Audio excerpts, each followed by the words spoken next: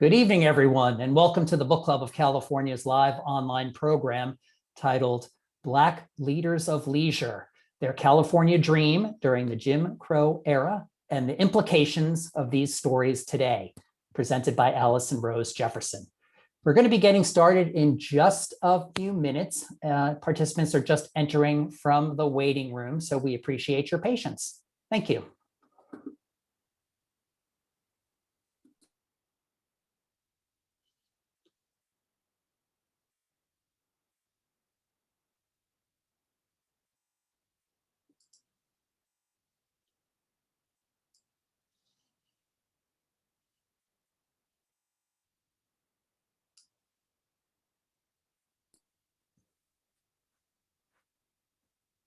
Good evening, everyone. If you've just joined us and you're here for the Book Club of California's live online program, Black Leaders of Leisure, Their California Dream During the Jim Crow Era and the Implications of These Stories Today, you're in the right place. We're just letting in participants from our waiting room right now, and we expect to be getting started in a moment or so. We appreciate your patience. Thank you.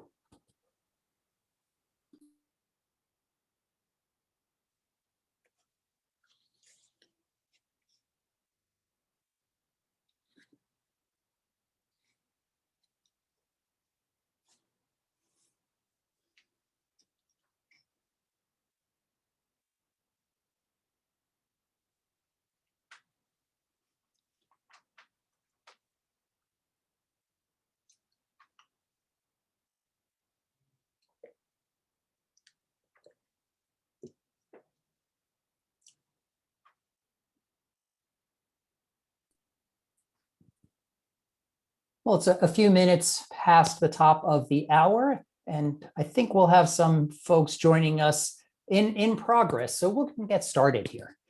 Good evening, everyone, and welcome to the Book Club of California's live online program, Black Leaders of Leisure, Their California Dream During the Jim Crow Era and the Implication of These Stories Today, presented by Allison Rose Jefferson.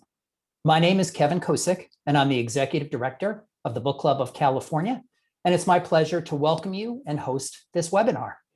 We have more than 110 people registered for this program this evening. So for those of you who are new to us, the Book Club of California is a nonprofit, member and donor supported organization dedicated to preserving and promoting the history of the book and the book arts. Oftentimes we do this with a focus on the literature and history of California and the West.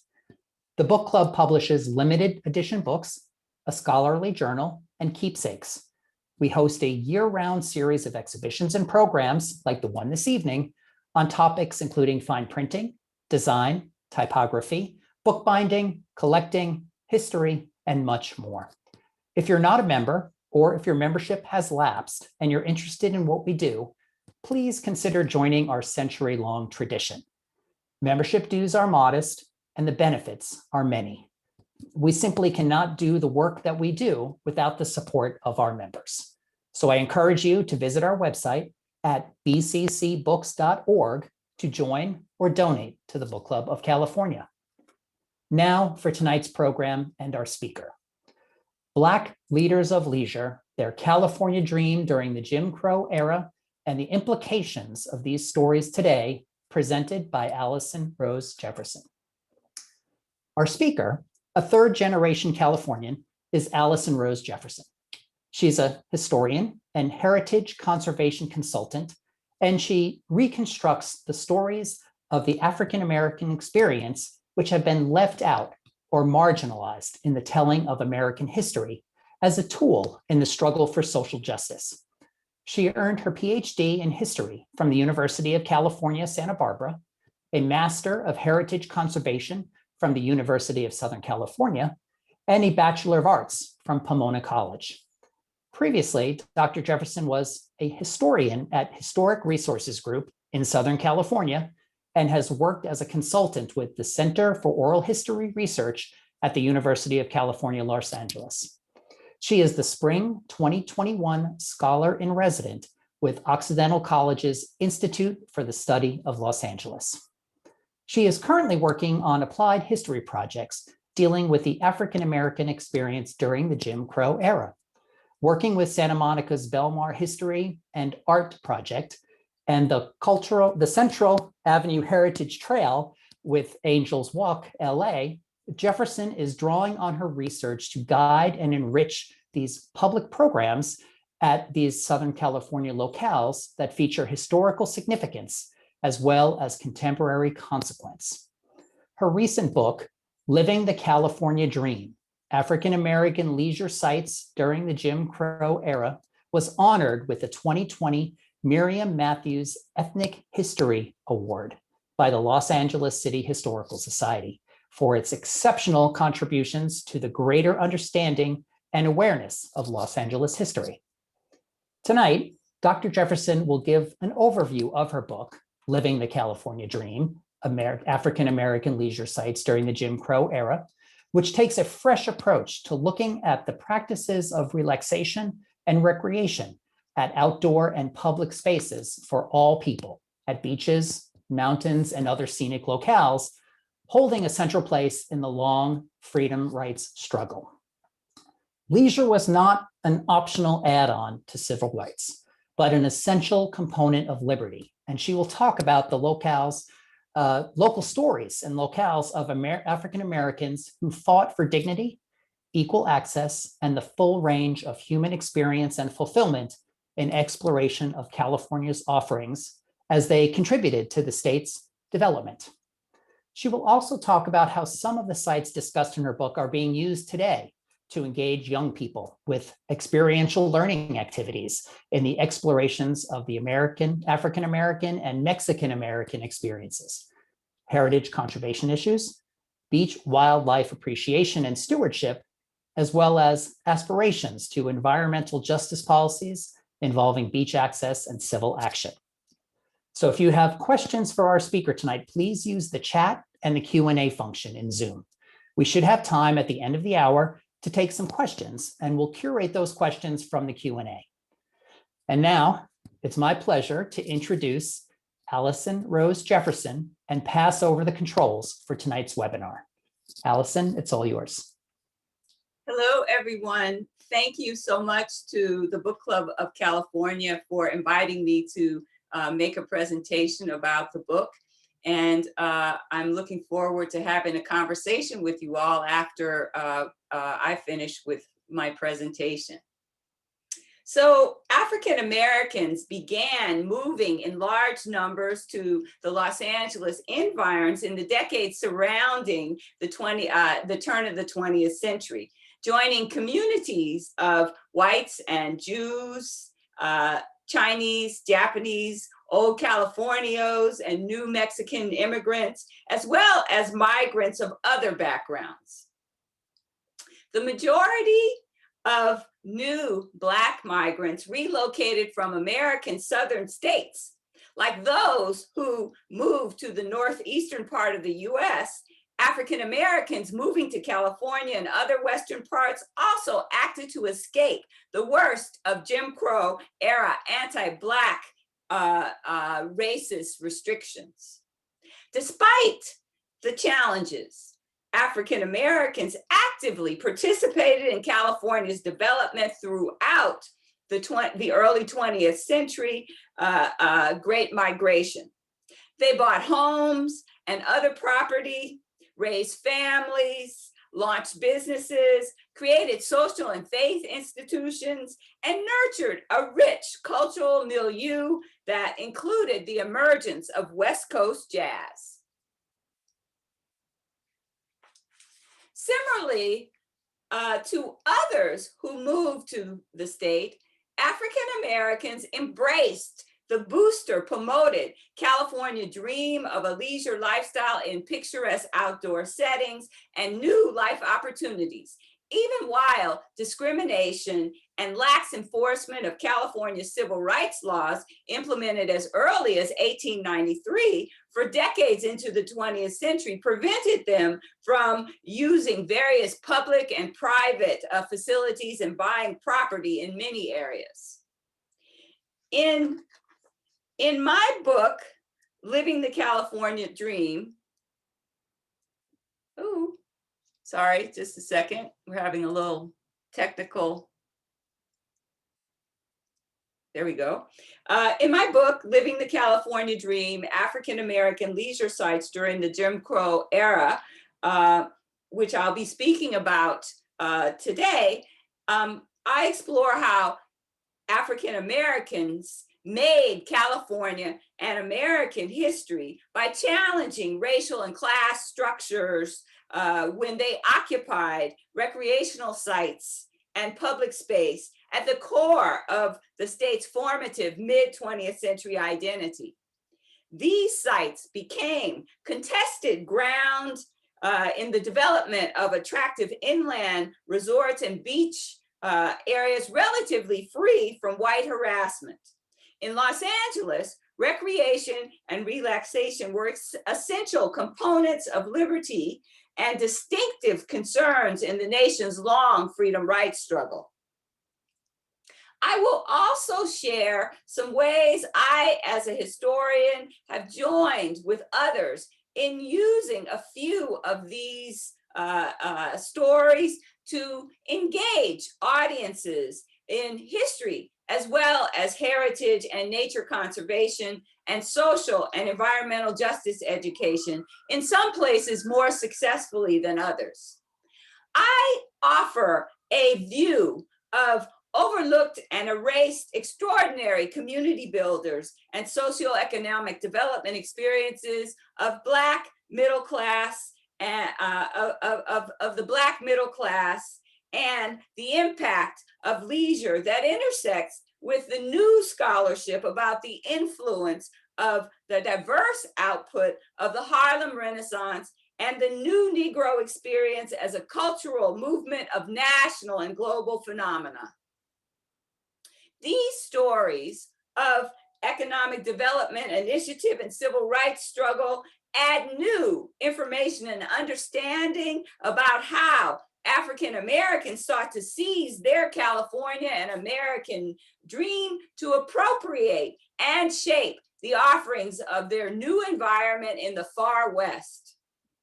As Reverend Darius Stokes' quote alludes to, the search for the American dream in real and mythological opportunities offered by the California dream transcends time and ethnicity, from the colonial period to the 20th century. When the American and Western ideals and mythologies are combined with the romanticized California Spanish and Mexican heritage, the region's beautiful landscape and its warm climate, a reputation for tolerance and inclusiveness, and the pioneering spirit, the fully developed California dream emerges. These stories I have reconstructed, recast the significance, meaning, and place of leisure by recognizing African-American leadership and action, therefore giving a more complex understanding of the American experience in the West and California, where racial discrimination existed in practice rather than legally, as in many other parts of the nation in the post-enslavement modern capitalist era.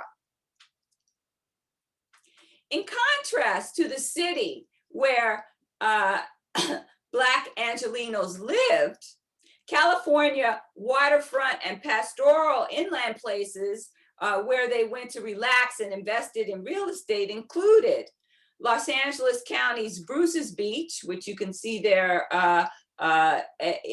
in Manhattan Beach, and also Santa Monica's Bay Street Beach, which was sometimes called the Inkwell, and Eureka Villa in Santa Clarita Valley in northern Los Angeles County. All these places were in Los Angeles County. In Riverside County, there was Lake Elsinore and Corona's Park Ridge Country Club. And there's a few other places around Southern California that I also include in my study. The stories of California's largest and most popular, though not broadly remembered African-American leisure destinations were sites of pleasure, sites of civil rights and contestation, and economic development that flourished, that flourished for different time durations between the 1900s to the 1960s. These are the stories of public and private memories of African Americans of all socioeconomic classes, the new Negro who migrated out of US Southern states to Northern, Midwestern, and far Western cities in the post-World War II decades to escape racial injustice. These migrants were self-confident and sometimes militant in demanding their rights as citizens and consumers. The consumption of leisure as a particular lifestyle and a performance vehicle of various social practices to gain self-fulfillment, self-determination, and uplift became a new forceful marker in the claim of middle-class status, place, and American citizenship and culture that spread from California to the rest of the United States, beginning early in the 20th century. Race, power, privilege, and wealth often influenced leisure opportunities just as it determined who was able to take advantage of economic and social opportunities in California. Even with these impacts, African-American leisure builders and seekers through creative assertion claimed and performed full social and civic membership along with social and economic resourcefulness. As Californians undertook leisure, many found it restricted and themselves excluded from the way of life. White boosters broadcast this rhetoric, imagery, about leisure, lifestyle pleasures as messages in mass media, speaking to white consumers to create a sense of place in the California social and physical landscape that excluded Jews and people of color. In the white boosters' messages, communities of color were situated as laborers, if at all,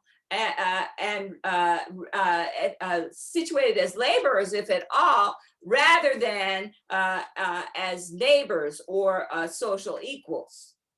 This history is layered with stories about group and individual circumstances and chronicles about migration patterns and socioeconomic status, cultural practices, and education and employment opportunities, as well as social power. These intersecting and overlapping experiences and stories took place in public and private spaces. They are inseparable from one another in their composition and reflection of the structural racial exclusion and class exploitation imposed on African Americans and other people of color.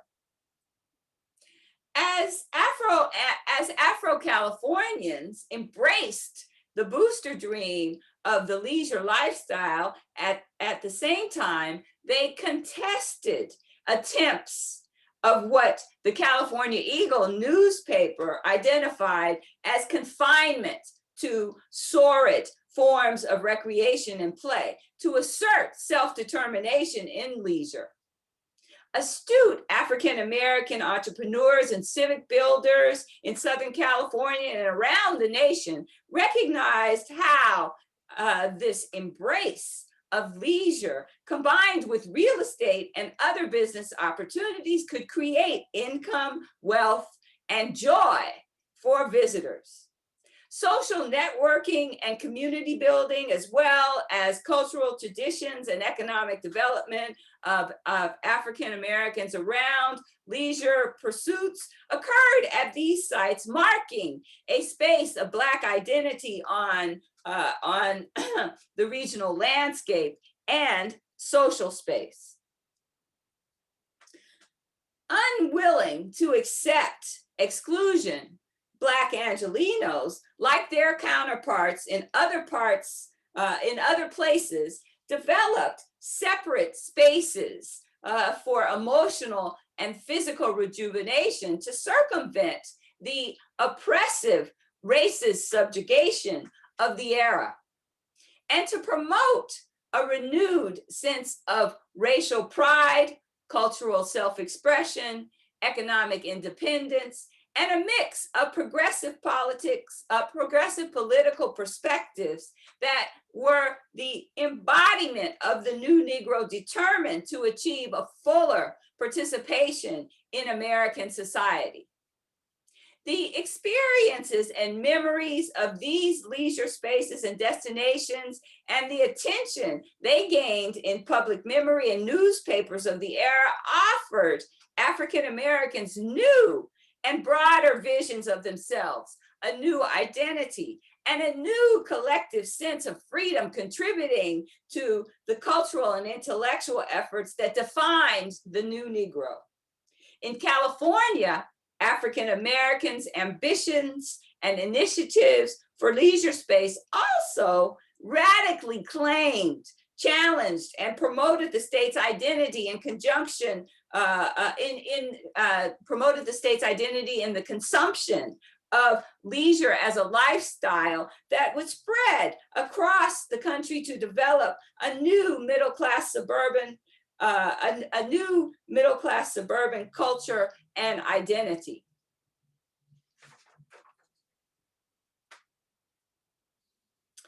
Black Angelenos transgressed social space as they asserted self-determination to participate in popular leisure and resort cultural, social, and economic trends that were considered modern by the 1920s. In ex-urban communities, African Americans bought property so they could control their enjoyment of these activities and contest white racism.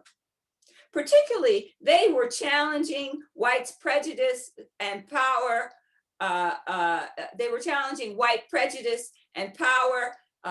Which is racism, in the labeling of African Americans as laborers and as inferior. In contrast, in the context of the changing US culture, along with the aspirational discourse of the California dream, Los Angeles community formation and the centrality of the California lifestyle ideal and its influence on the nation, African American consumers developed and consumed leisure in specific California geographic environments. Each site has its own history of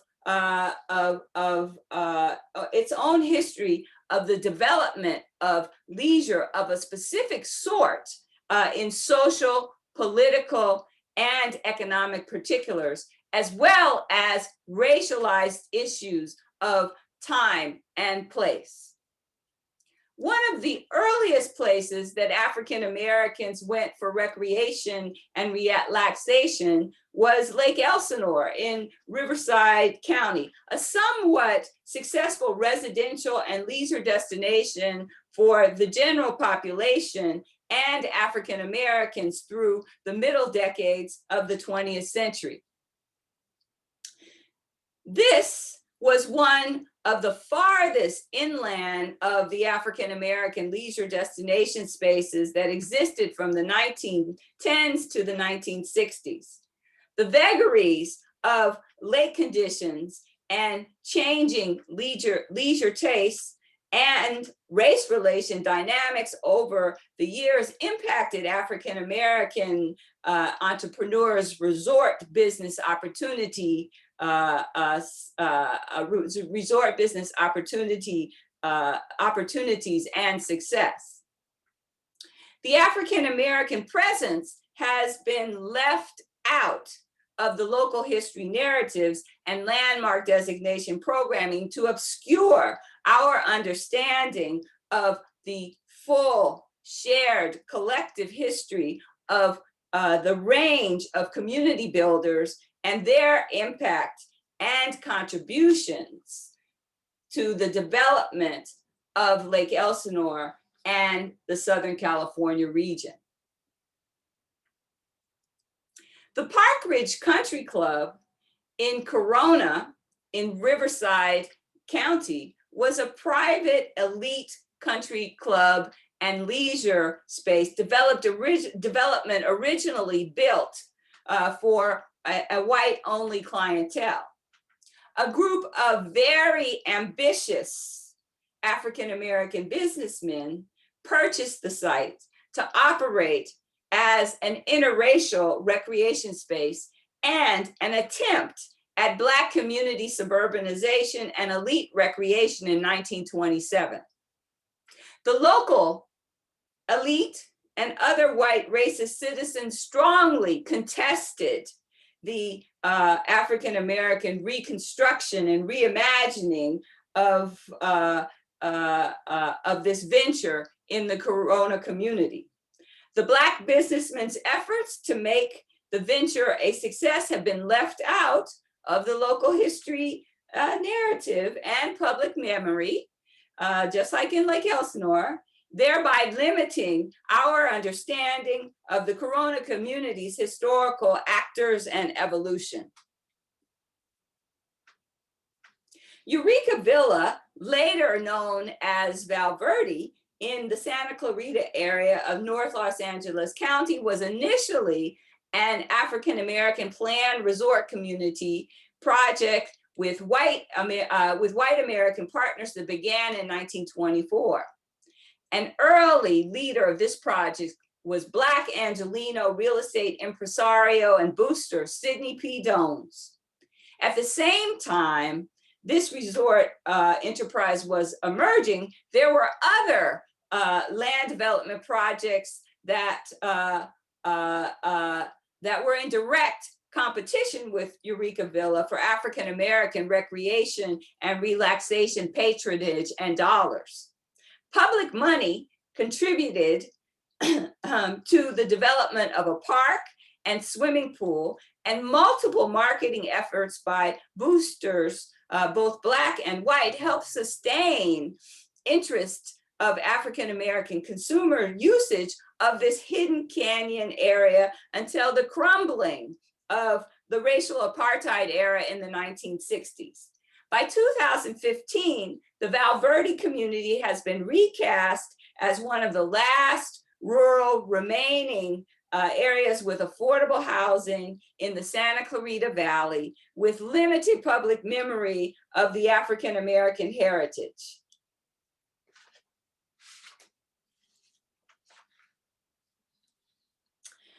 So now I'm going to share a bit more information about the African-American experience at the last two beach sites in Manhattan Beach and Santa Monica. So all will have more context in understanding the uses and the implications of reconstructing this broader history for contemporary civic pride and community engagement activities. Bruce's Beach in Manhattan Beach, a Pacific Rim community in Southwest Los Angeles County, was an early successful African-American residential resort and leisure destination, which opened in 1912. Black California pioneers, Willa Bruce, with the support of her husband, purchased Manhattan Beach land where she built a resort business. and where a small surrounding oceanfront African-American community, residential community developed. Eventually, racial exclusionary measures aided by destructive use of state power in 1924, 1925, eliminated their residential and economic development with attempts to erase the site's memory from history. Only through political assertion has a limited revival of the history of Bruce's Beach and its incorporation into the public record emerged in the first decades of the 21st century. The Bruce's Beach community and its visitors were not alone in facing legal sanctions and private harassment actions discouraging African Americans from visiting and settling in particular beach locales as the region's population increased during the 1920s. During this decade, several Save the Beach campaigns were implemented to keep African Americans from creating or maintaining beachfront resorts. I discuss in the book the similar cases to exclude African Americans that occurred at other beach towns in the 1920s. So I hope you'll pick up the book and take a look at those stories. There were confrontations and assaults across decades, some of which turned violent, aimed to bar African Americans from public beaches, the most coveted California recreation and relaxation destination at that time, and even today. Activists mounted legal challenges to these discriminatory practices endeavored by their white community members.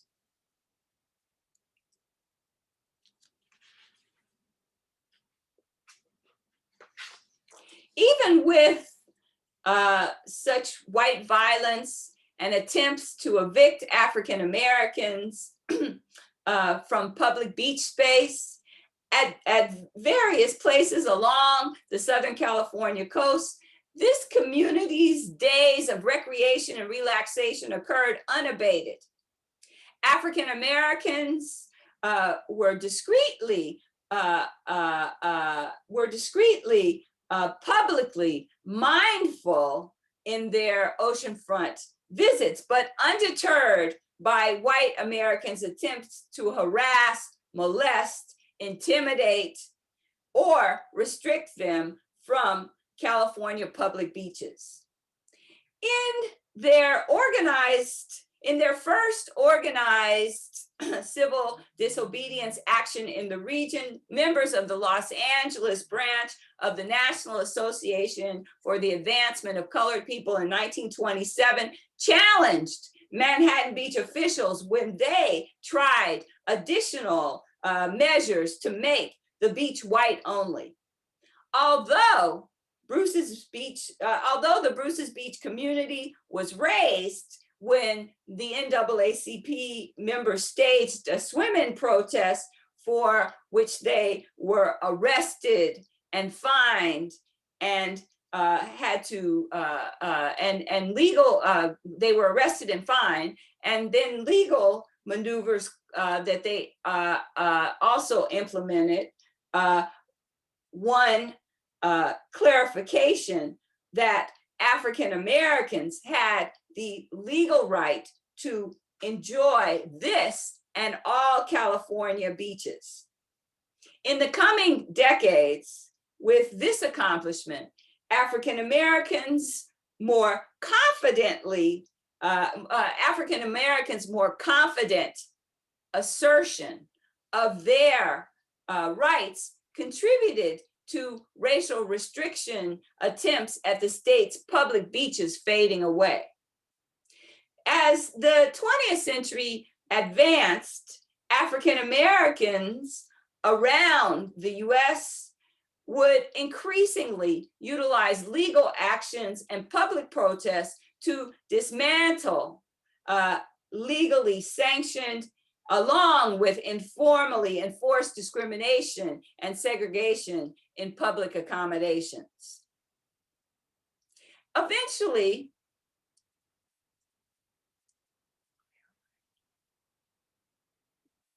well, take a look at this slide. I'm a little, I missed advancing a slide, but we'll catch up.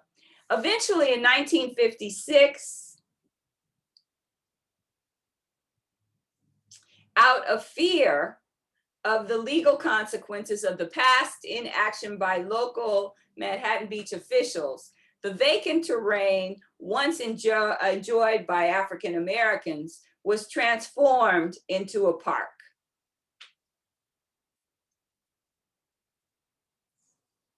After various waves of local citizens, sometimes contentious public discussion about their municipalities' heritage over many years, in 2007, the site not officially known as Bruce's Beach was formally commemorated by Manhattan Beach city leaders and citizens with their with this Pacific Ocean front park site renamed in its honor as a descriptive text plaque with gross inaccuracies 80 years after the Black resort community was removed.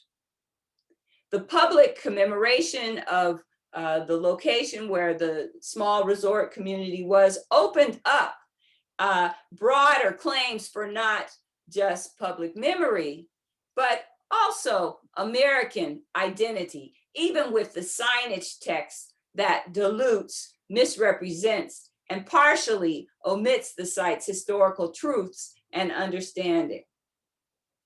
Fast forward to 2020, new energy has arisen to reclaim this important history of the Black-owned beach resort and the community that rose up around it as a site of conscience, reflection, healing, and pilgrimage at this time when racial inequalities have been laid bare by the long history of injustice that has led to the death of several African Americans and other people of color.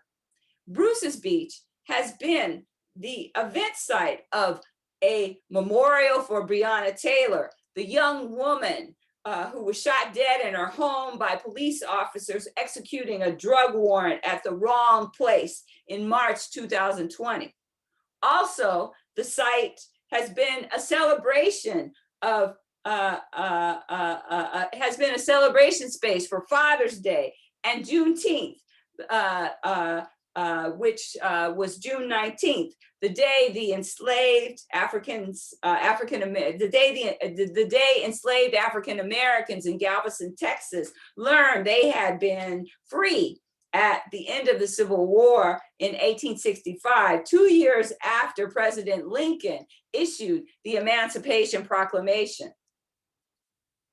These events were held at the Bruce's Beach site to show solidarity with nationwide protests against systematic anti-Black racism and gratuitous police brutality and murders, which the Black Lives Matter movement has forced prominently onto the national and world agenda as part of a reclamation of the national, as part of a reclamation of the reclamation of a commitment to the Black freedom struggle. Joining the current national movement around social initiatives to address anti-Black racism, Manhattan Beach officials and citizens have formed a task force to devise a plan and a timetable to accurately revise and illuminate the Bruce's Beach history on the park signage and develop other related public education programming. Santa Monica's Bay Street Beach was also the site of memorial events to celebrate the lives of George Floyd, a man killed during an arrest by a white police officer who knelt on Floyd's neck for nearly 8 minutes in Minnesota, in Minneapolis, in May, and also for Brianna Taylor.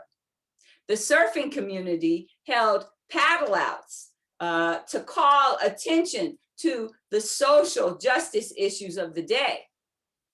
These events were hosted by different groups, including Black Girl Surfs on June 5th, and the California Mermaid and California Mermaid Photography in late May. At each of these events, 100 or so people participated in the Hawaiian burial ritual of a paddle out on boards past the surf break to form a large circle, splash water, and toss flowers to honor Floyd and others who have died. The June 5th event was part of multiple events that took place around the world, from California to Texas to New York to France to Senegal to Australia. An organizer of this event expressed her ambitious goal was to get the predominantly white Southern California surfing community involved with social justice.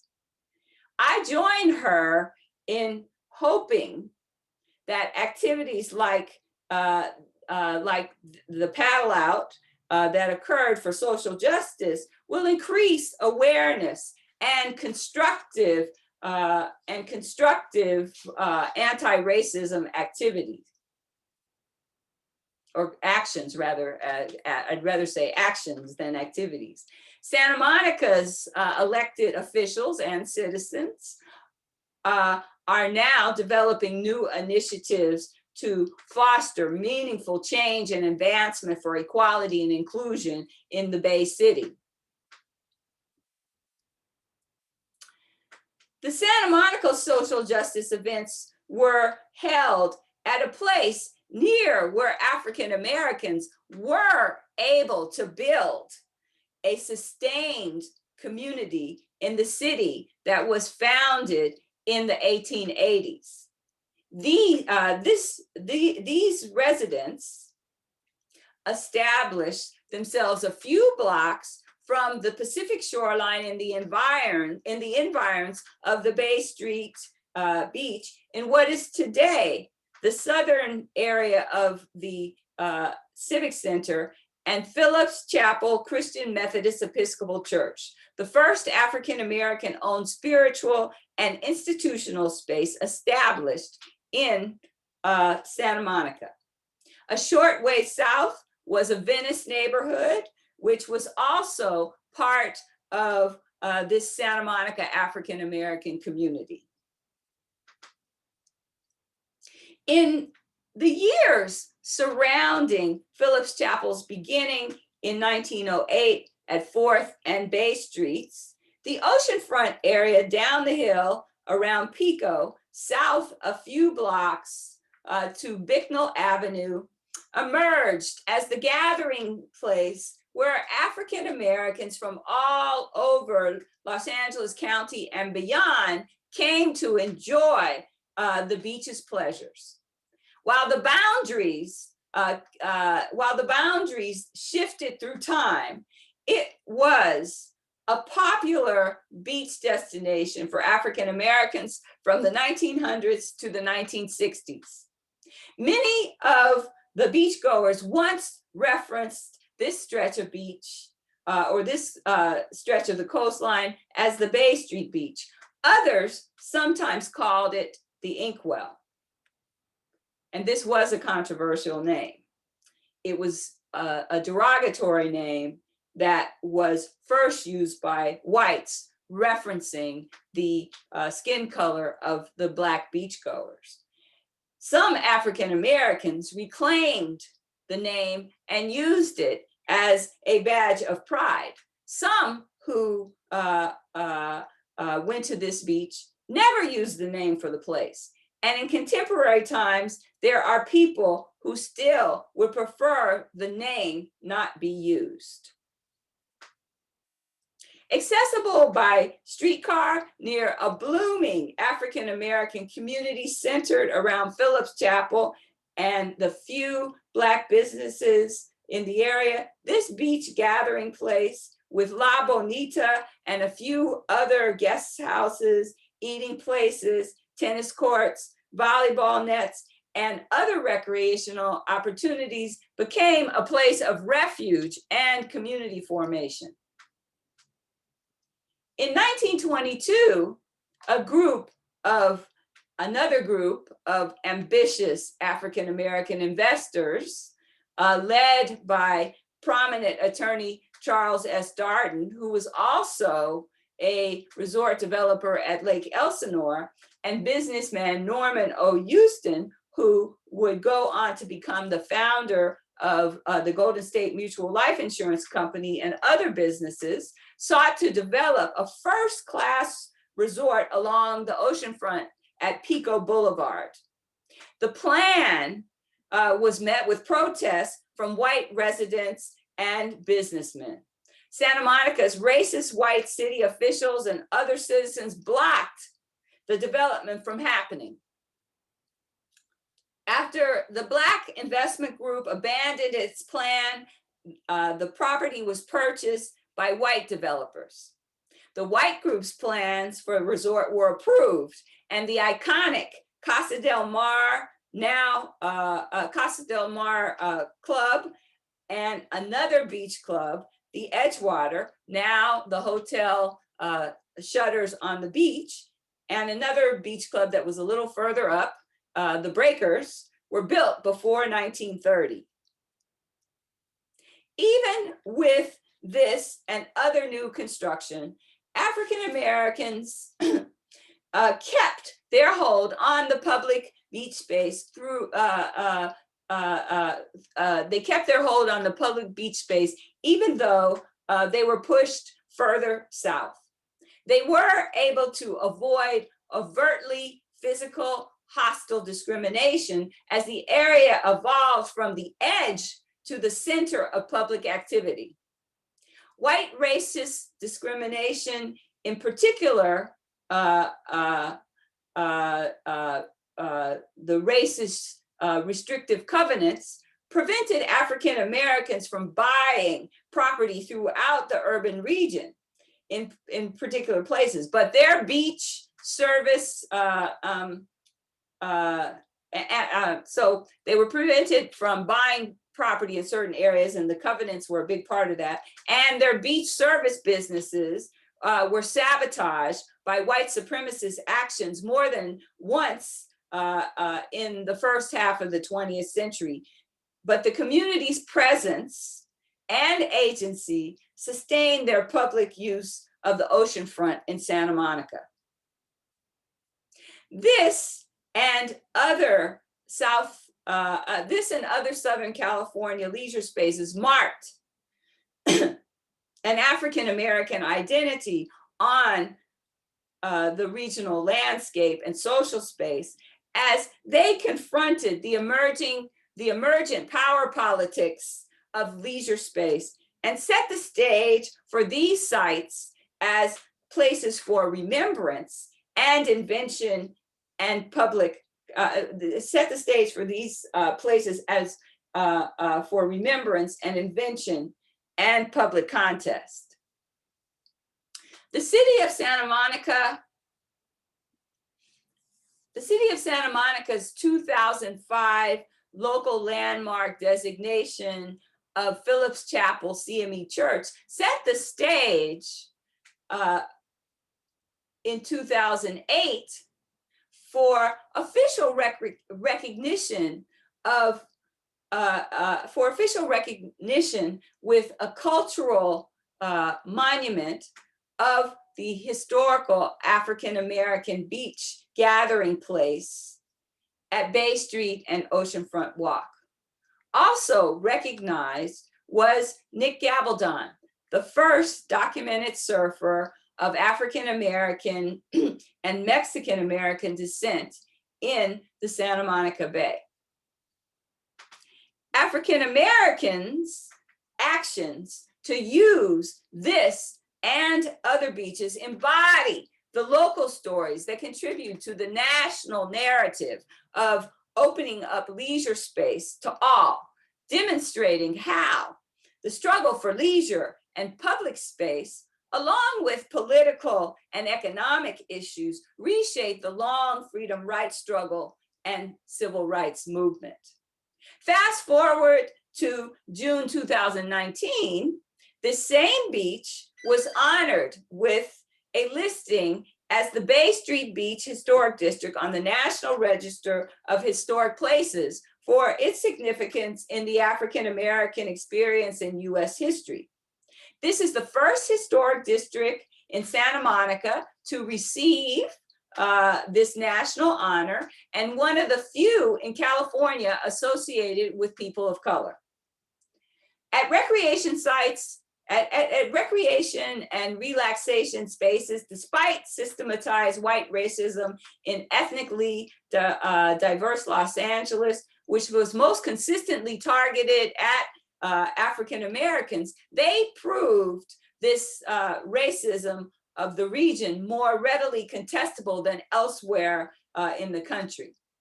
At Bay Street, the landmark designations infuse a cultural and natural resource site with complexities of human history and experiences, offering a critical dimension beyond beauty, rarity, and environmental protection, which strengthens objectives of both the heritage conservation and nature conservation movements. From a social and environmental justice viewpoint, the inclusion of this history is symbolic of important, limited social change which has occurred. Landmarking of this Santa Monica site pushes forth a sense of collective cultural belonging and common membership in American society that helps in forming a basis for social progress and action in the future. As a public historian, I have led coordination to facilitate remembrance of African-American voices at Santa Monica's historic sites through the development of innovative public programming partnerships between the Santa Monica Conservancy, Heal the Bay, the Black Surfers Collective, and other groups. The benefit of ongoing investment in pluralistic heritage and nature education through these partnerships is important to continue building future pathways to new, wider, and younger audiences, as well as established audiences in support of heritage and nature conservation ideals. This programming, such as Nick Gabaldon Day, California International,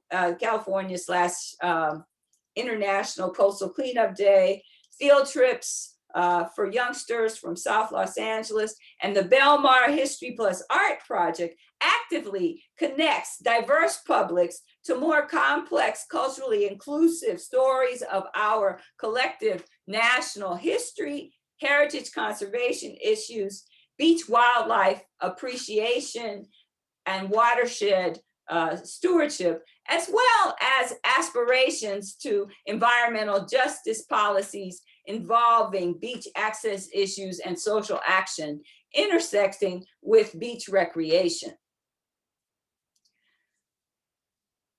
The nature conservation movement's engagement of broader and more culturally inclusive audiences is enhanced by developing the cultural and historical heritage of nature sites, such as the ones I discussed today, to reach specific audiences and align with community values.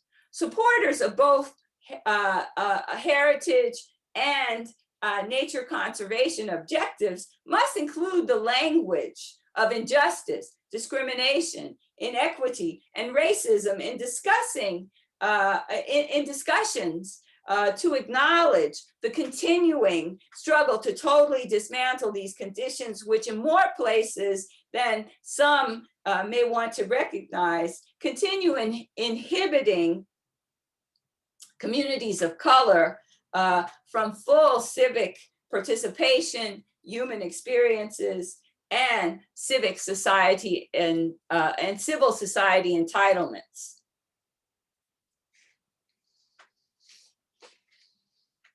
As part of the California Coastal Commission's policy mandate, the city of Santa Monica was asked to develop an education program to teach the public about the history of the African Americans who lived in and worked in the South Beach neighborhoods near the Civic Center area in the coastal zone prior to the expansion of related waves of racist discrimination and urban renewal projects that displaced this community before 1960 as part of the new historic Belmar Park construction plan.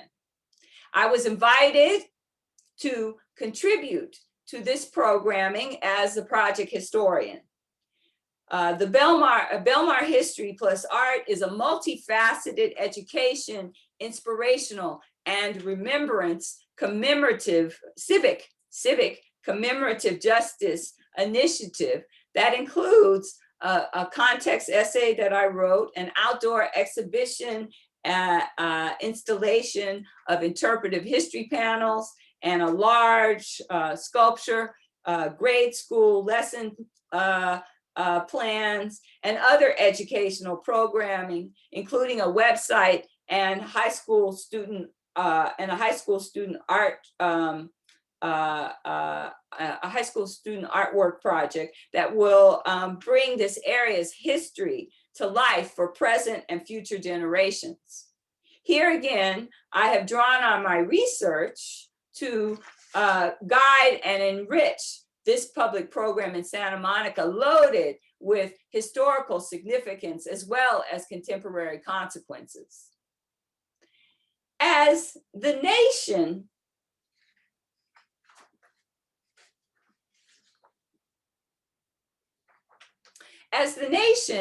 and the world are grappling simultaneously with a pandemic and a reinvigorated longing for racial equality and Black dignity and citizenship, the Belmar History Plus Art Project is timely as a contribution to this dialogue, as it helps open and inform contemporary life for understanding of those who came before us in Santa Monica's historical African American community life. It helps build a broader, richer, and more accurate understanding of our shared history and identity in our global, national, regional, and local citizenship. The public commemoration of the Santa Monica Bay historical African American coastal zone sites I have discussed today, and other sites throughout California and the nation, open the door towards social and environmental justice by recognizing that communities of color have a right to historical and cultural sites, along with clean air and water and the enjoyment of African American and the enjoyment of America's natural and other resources. Like many white Americans, Black Americans were lured to California for its opportunities and the good life imagery produced by writers and painters, photographers, and movie makers, which were used by various boosters promoting migration to the state. The stories and imagery of African Americans who participated in various phases of the Western migration and settlement continue to remain largely absent from the dominant mythologies and history surrounding the Western migration, notwithstanding investigation of the Black West published during the last 50 years. Today, I have briefly highlighted little-known stories about African-American agency and social economic investment in the California Dream lifestyle at what have been called frontier of leisure destinations in Southern California from the 1900s to the 1960s. The intersections of the stories in my book and the public process activities I have discussed for education, remembrance of our collective history, cultural identity, and stewardship action offer new ways to connect people with natural, cultural, and historical heritage and encourage visitation to these locations and others around the US. As a historian, I will continue to firmly engage in encouraging people to use history for these broader educational programs, for wider equity and access for all people for enjoyment of California, for the California coastline and other American cultural and natural places now and in the future. I hope you will take time to learn about these forgotten Black Westerners, these forgotten Black Western pioneers and their undertakings, and ponder the implications of their stories for our lives today. And I hope that you will buy and read my book, Living the California Dream, African American Leisure Sites During the Jim Crow Era. Thank you so much, and I look forward to our conversation. Wow, I just posted in the chat the link and information about buying the book. So if you are interested in that, please just copy and paste that out of the chat. We're at the top of the hour, but there are a couple of great questions in the chat that I want to get to. But first, I have to just thank you for sharing these incredible spaces and these stories with us. So many things that I didn't know anything about. You could leave that last slide up if you want, so people can see it while we talk. There are some, as I said, some great questions in the Q&A. I'm just going to jump right into them for you. So the first one has to do with access. There was one ad that you showed that included public transportation, like train fare was included to get to Bruce's Beach, I think. How easy was it for people to get to these places of leisure, especially if you didn't have a car? So at the early part of the 20th century, the public transportation in Southern California was pretty good in terms of getting around. And so from Los Angeles or Pasadena, it could take an hour on the public transportation to get down to the beach. We have to remember that, you know, the car was just coming online during that time period. A lot of people forget that. We didn't really get cars coming into play until like the late 19 teens into the 20s. And then Los Angeles became one of the places that had the highest per capita number of cars per individuals. So with that, as the population grew, people did get cars and they would, you know, take the cars. We had public transportation in the region until the 1950s. So, you know, you could get around in terms of the streetcar kind of setup. You could get around with that. So, yeah, I mean, when Bruce's Beach first opened in 1912 down in Manhattan Beach, and I do talk about this in the book, it was one of the last towns down that way to start development.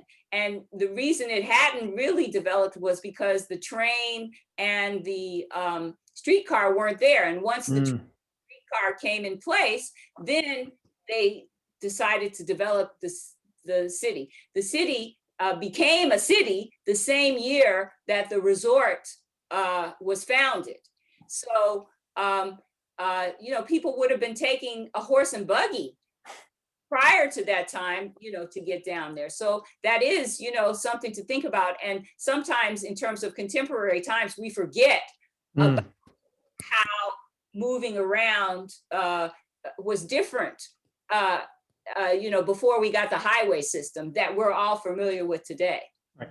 So people like me are fascinated with the story of Bruce's Beach and everything that you shared with us, but you did share something about the commemorative signage and that there was something that was misrepresented there. Can you tell us a little bit about that? What was wrong about it? Did they omit something?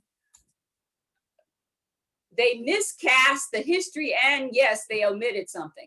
So in terms of the plaque, the situation was that in terms of how they chose to commemorate the site, they put the white developer on the plaque as the person that allowed the Black people to be able to build their resort.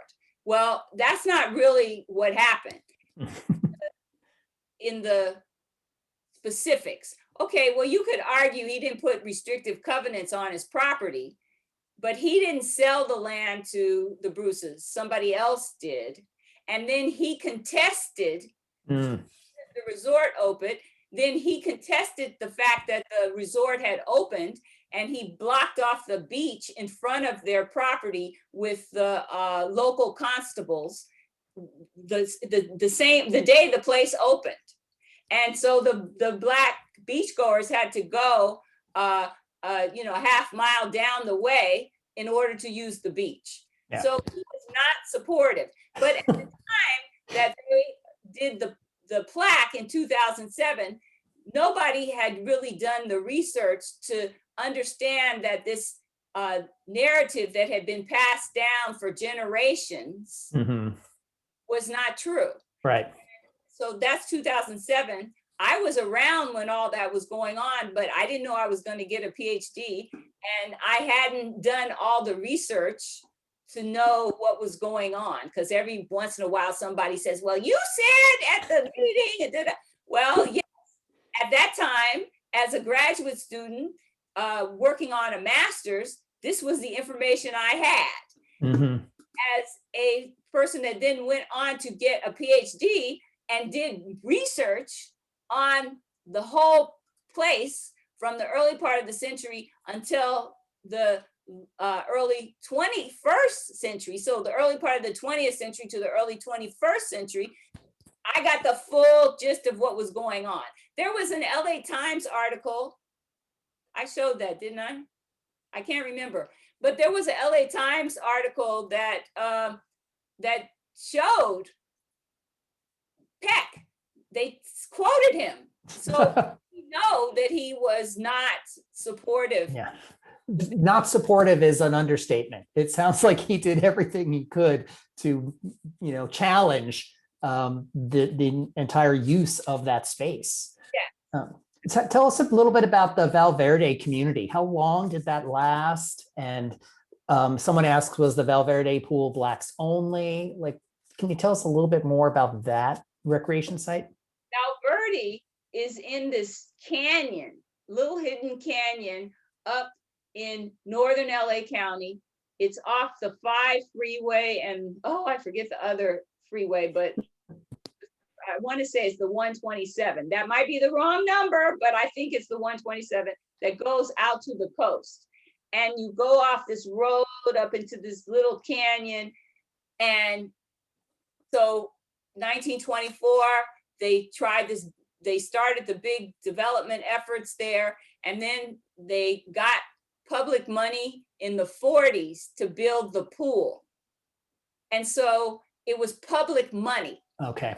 The community was mostly African Americans. So that was who was using the pool, but it was not a segregated pool from the standpoint that it was only for Black people at that time.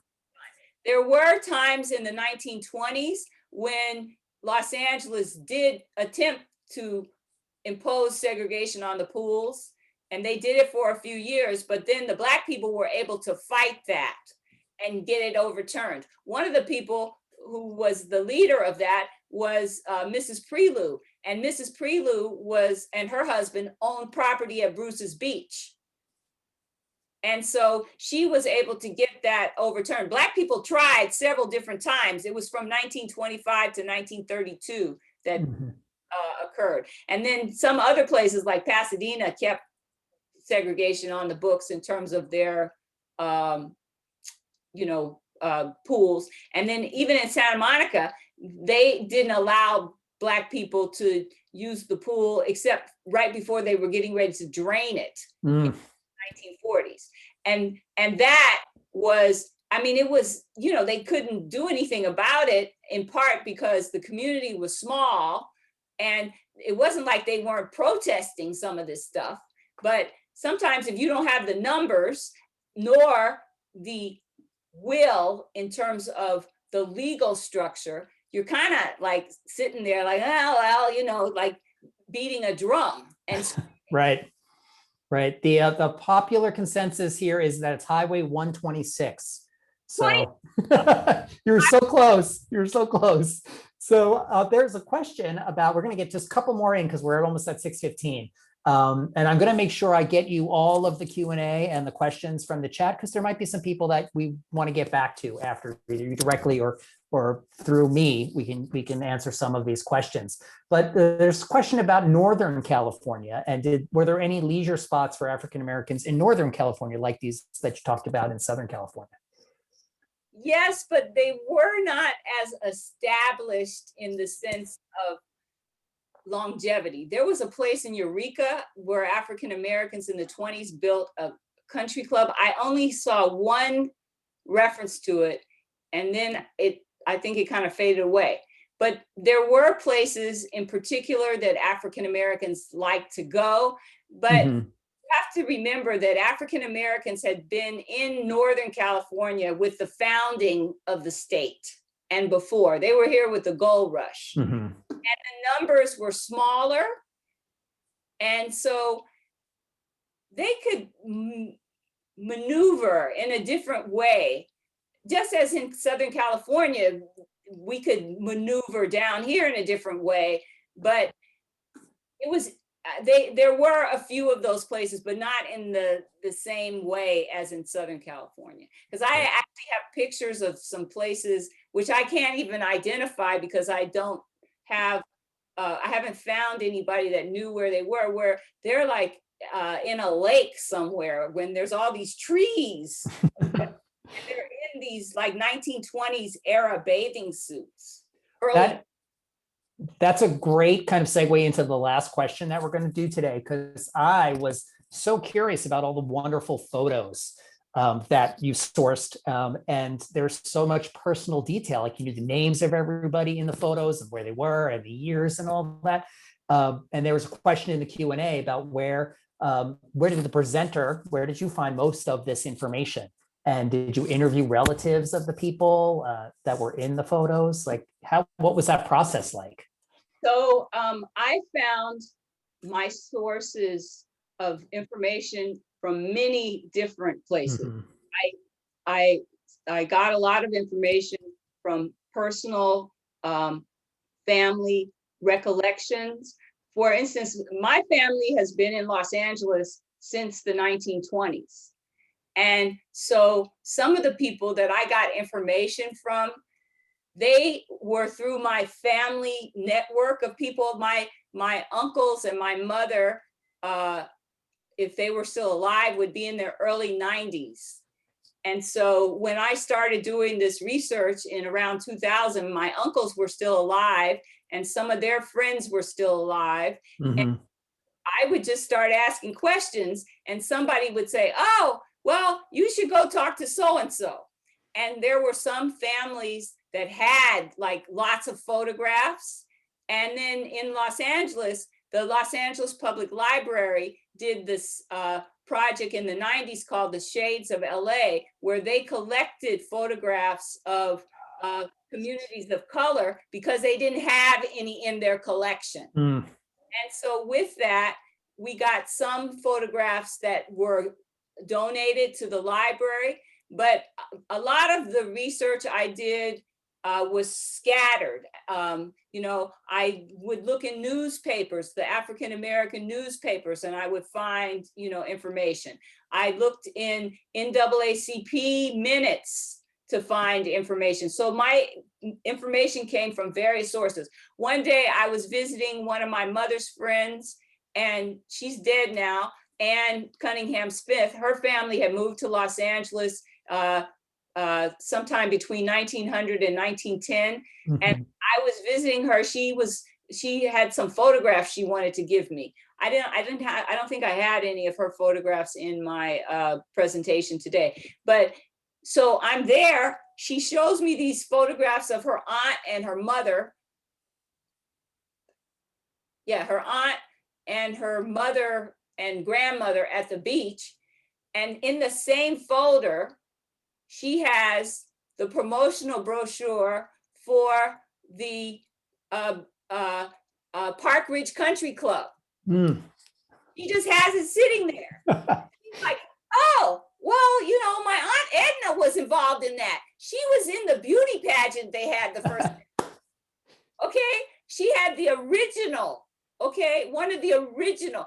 It's the only one I have seen. Nice. Wow. And so she allowed me to digitize it. And then another day I was visiting someone who used to do TV programs, and he had done something on Valverde. I had seen something he did and I called him about it. And then I went to see him and he gave me a picture of this Huntington Beach resort area that African Americans developed in 1925 that was burned to the ground by the Ku Klux Klan right before it was supposed to open. And he just gave me a picture. I don't have those in the presentation because I'm not really talking about that, but if you get my book. Get the book. That's what I'm saying. Get the book. The place. Someone in the comments wanted to thank you for taking such care to make sure that the names and the dates and all that information was in the photo. So I wanted to let you know that. And this last question, because I'm interested, and I think I know the answer, but is the Belmar History and Art installation up? Can people go see it? What's the status of that? So part of it is up. And if you go to my website, I have a story up there about the Belmar History Plus Art project. And so you can learn more about it. But right now, in terms of the installation, the history interpretive panels are up and you can walk all around the park and see the panels. And then the sculpture, which April Banks created, will be installed at the end of February. And you're gonna wanna go more than once anyway to see the place. So. For sure. That is, I've actually just wrote a note for myself because I want to get down there and see it. It looks fascinating. And there are a couple of people that have written in the chat and the Q&A that I'm going to connect you with specifically and definitely make sure you see all of these questions and answers, but we are out of time. So what I want to do is I personally want to thank you again for sharing these incredible stories with us, these incredible people, the challenges that they must have went through, and all the hard work, which is ironic and frustrating, to create spaces of relaxation and leisure for themselves is just incredible. And it's so interesting. And I'm looking forward to seeing the book myself. So thank you. And thank you for this presentation tonight. And I also want to thank all of you for attending this Book Club of California program. If you're still hanging on with us here at a little after 6:20, I invite you to join us for our next online program. It's titled The Green Book, A Black History of the American Road Trip. And it's going to be next Monday, February 15th, from 5 to 6:15 p.m. here on Zoom. This is going to be a live online presentation by historian and professor of history at California Baptist University, Dr. Kenya Davis Hayes. And you can register for this event online at bccbooks.org/programs or using the link in the weekly programs emails that you may be receiving from the book club. So again, thank you, Allison. This was so terrific. Thank you, everyone, for joining us. Please make sure you check out the book. In the email you'll get tomorrow, about 24 hours from now, there'll be more information on how to do that and more information on how to contact Allison if you're interested. And now I'm just going to thank you all again for joining us. Hope you have a wonderful evening. Everyone be well and take care, and we'll see you soon here on Zoom. Thank you. Thanks so much.